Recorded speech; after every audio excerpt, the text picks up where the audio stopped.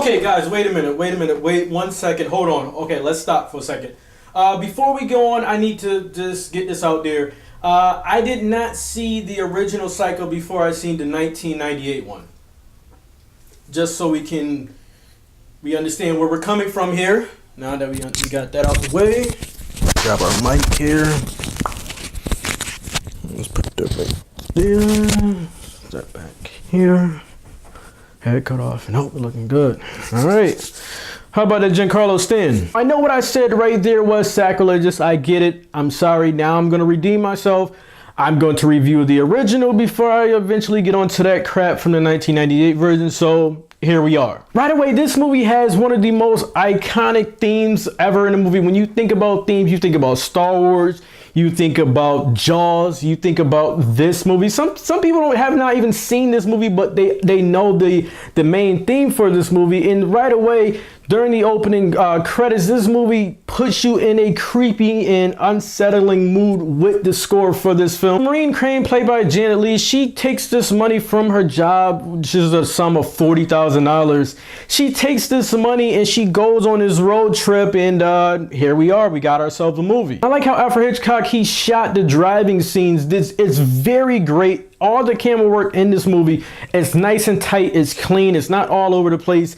It gives you're either looking at the eyes of the character Maureen Crane while she's driving, or you're looking at the vision, and the tension is just building up scene after scene, moment by moment, especially when you have the iconic score playing over the scenes. So our character Maureen Crane, she meets Anthony Perkins, who is playing Norman Bates, who runs Bates Motel. She stays there and he offers to have dinner with him. And these two sit down to have about a 5 to 8 minute conversation, like legit 5 to 8 minute conversation here.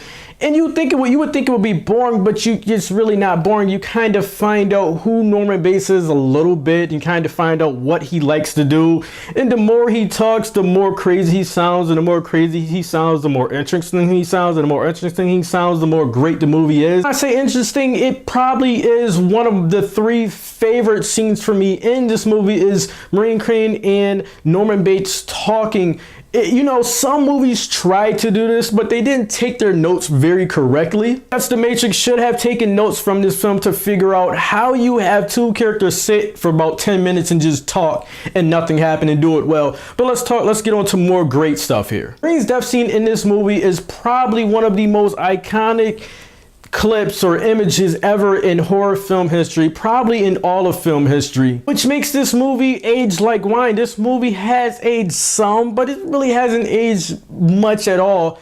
This movie changed the genre of horror. There hasn't really been a slasher film like this movie. This movie has came out in about like the 1960s. I mean, there was 1 or 2 good Texas Chainsaw Massacres. Probably, I think the Jessica Biel one was pretty all right. The Scream movies were all right, but you know, those Scream is for entertainment. Okay, guys, look it.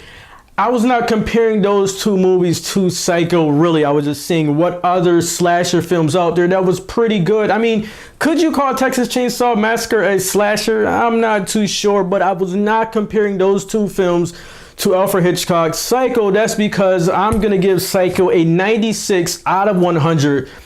This is still a good movie. This is still a great movie. This movie is, if you haven't seen it, you need to see this. After you watch this review, you have to go see this.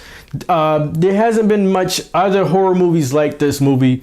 If you haven't seen it, go check it out. Like this video, dislike this video. As always, do whatever you got to do. I'm out of here.